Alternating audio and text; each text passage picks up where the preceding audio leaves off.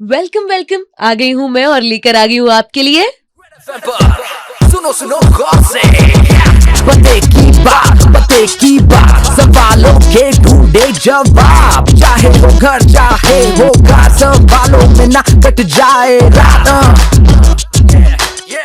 Hello hello lovely super hits 93.5 red FM પર this is RJ Saloni. પતે કી બાતનો એક નવો એપિસોડ કે જેના અંદર અત્યારે આપણી સાથે ડોક્ટર મોહલ છે. Hi sir, welcome. Thank you Saloni. Sir, સૌથી પહેલા તમારું ઇન્ટ્રોડક્શન આપો અને તમે જે ટ્રીટમેન્ટ આપી રહ્યા છો તમારા હોસ્પિટલ વિશે બધું જ અમારા લિસનર્સને કહો.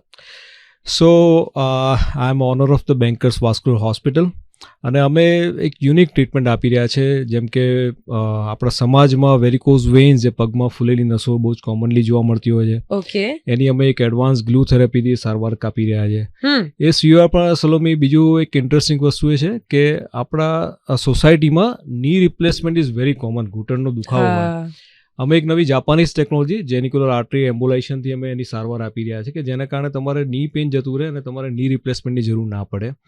અને we are the only one right now in India that we are offering this treatment rather than we have done the first case in India and we are right now doing this treatment for knee pain.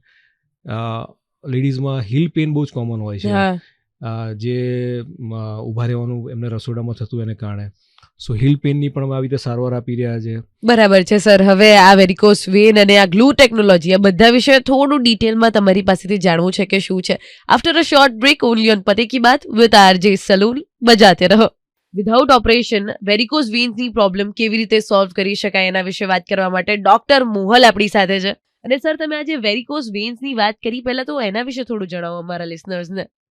So varicose vein is very common in our society.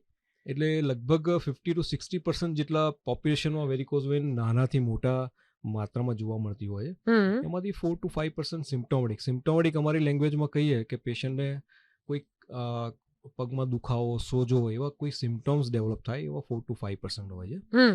અને આની સમયસર સારવાર કરવી બહુ જ જરૂરી છે. જો ના કરીએ તો પછી પગમાં અલ્સર થાય, બ્લીડિંગ થાય, બધા કોમ્પ્લિકેશન બહુ થતા હોય. એટલે એવું નથી કે ખાલી મોટા લોકો હોય, મોટી ઉંમરમાં તો જ આવું થતું હોય. નોર્મલી એમને પણ પ્રોબ્લેમ થતી હોય ખરી? Yes this is very common in younger age group rather than અમારા ઘણા બધા પેશન્ટ્સ ફિમેલ્સ વધારે હોય છે અને મોટા ભાગે થવાનું કારણ પ્રેગ્નન્સી પછી હોય છે. Okay. So pregnancy always start in a younger age group. એટલે પ્રેગ્નન્સી પછી વેરિકોઝ વેઇન બહુ જ કોમન માત્રામાં જોવા મળતી હોય છે. એટલે younger age group is very common. અને હવે એની ટ્રીટમેન્ટ માટે આ જે ગ્લુ ટેકનોલોજી છે કે which is very new for all of us, એટલે એના વિશે પણ આગળ આપણે સર પાસેથી જ જાણીશું. ઓનલી ઓન રેડ એફએમ का अड्डा पते की बात पर सलोनी के साथ बजाते. આ વેરિકોઝ વેઇનની જે ટ્રીટમેન્ટ હોય છે એ એક જ દિવસની હોય છે, તો આ શું છે એના વિશે જાણીએ આપણે. સર, તો યસ, તમે જેમ કહ્યું કે it is just a 1 day treatment, તો what is this treatment? So it's very interesting thing કે આજે એકચ્યુઅલી વેરિકોઝ વેઇનમાં શું હોય કે પગની જે બ્લડ વેસલ્સ જેને વેન્સ કહીએ એમાં વાલ્સ આવેલા હોય અને એ વાલ્સમાં જ્યારે લીકેજ થાય એ લીકેજને આપણે ટ્રીટમેન્ટ આપતા હોઈએ છીએ. અને એ લીકેજ બંધ કરવાની there are 2 methods. One by giving the heat, thermal energy આપીને, જેમાં બે મોડાલિટી આવે. One is called laser and second one radio frequency. એમાં થોડું પેઇનફુલ હોય છે. Whether we do it with the needle puncture, કોઈ ટાંકા નથી હોતા, પણ જ્યારે હીટ આપીએ આપણે જાણીએ મીણબત્તી ઉપર આપણે હાથ રાખીએ કેવું ગરમ લાગે, એટલે થોડું પેઇનફુલ હોય. પણ નવી જે ટેકનોલોજી આવી છે, glue technology, which we have introduced in Gujarat. हम तो यहाँ पर सब पता करने ही बैठे, तो आगे पता करते हैं कि ग्लू टेक्नोलॉजी क्या है. ओनली ऑन पते की बात विद आरजे सलोनी. बजाते रहो. નવી નવી ટેકનોલોજીઝમાં વેરિકોઝ વેઇનને સરખી કરવા માટેની એક નવી ટેકનોલોજી ગ્લુ ટેકનોલોજીની વાત કરી રહ્યા છે આપણે ડોક્ટર મોહલ સાથે. Yes sir, please glue technology વિશે થોડી વધારે ઇન્ફોર્મેશન આપો ને. Yeah, so it's glue is a very advance treatment અને એમાં આપણે જે સૌથી પહેલાં અમે ડોપલર કરીને ડિફાઇન કરીએ, એક જાતની સોનોગ્રાફી કરીને કે પગમાં કયા કયા વાલ્વમાં લીકેજ છે.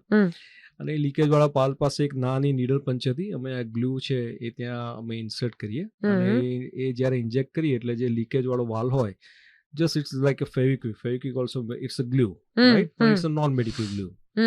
આ એવી જ મેડિકલ ગ્લુ છે અને એ ગ્લુને આપણે જ્યારે ગ્લુ ઇન્જેક્ટ કરીએ વાલ પાસે તે વાલનું લીકેજ બંધ થઈ જાય. Just we have to inject it and press it. એટલે મને તો કઈ એવી ટ્રીટમેન્ટ વિશે તો એ ખબર ના પડે આપણને, પણ જેમ નોર્મલ ફેવિક્વિક થી આપણે કે ફેવિકોલ થી ચોંટાડ્યું હોય વસ્તુ, એટલે થોડા ટાઈમ પર એનું કંઈક ઇફેક્ટ આવે કે એ નીકળી જાય એવું થાય તો આમાં આ સિચ્યુએશનમાં એવું કંઈ થતું હોય છે ખરી? નો ધીસ અ મેડિકલ ગ્લુ અને યુએસ FDA એપ્રુવલ, એટલે અમારી મેડિકલ જે મારું ફિલ્ડ છે એમાં maximum higher authorities US FDA, હા. અને એના રિસર્ચ ને એના ડેટા પરથી આખું US FDA approved this a glue, long lasting results, recurrence rate are very less, અને important thing is painless procedure. So true. Pain nahi hona chahiye. That is most important. Thank you so much, doctor, for coming and sharing such information with us. અને yes, હવે આપણે જ્યારે પણ glue technology કે varicose vans આવા બધા શબ્દો સાંભળીશું ત્યારે એલિયન ફીલ નહીં કરીએ. મને આના પહેલા નથી ખબર આ બધી વસ્તુઓ વિશે, બટ હવે ખબર પડી ગઈ છે. યહી તો કરતે હમ પતે કી બાત મેં. મિલતી હું નેક્સ્ટ સન્ડે કો પતે કી બાત મેં. અને નોર્મલી મારા અને આપણા અડ્ડા પર તો મળું જ છું 12 થી 3 ઓનલી ઓન રેડ FM. બજાતે રહો.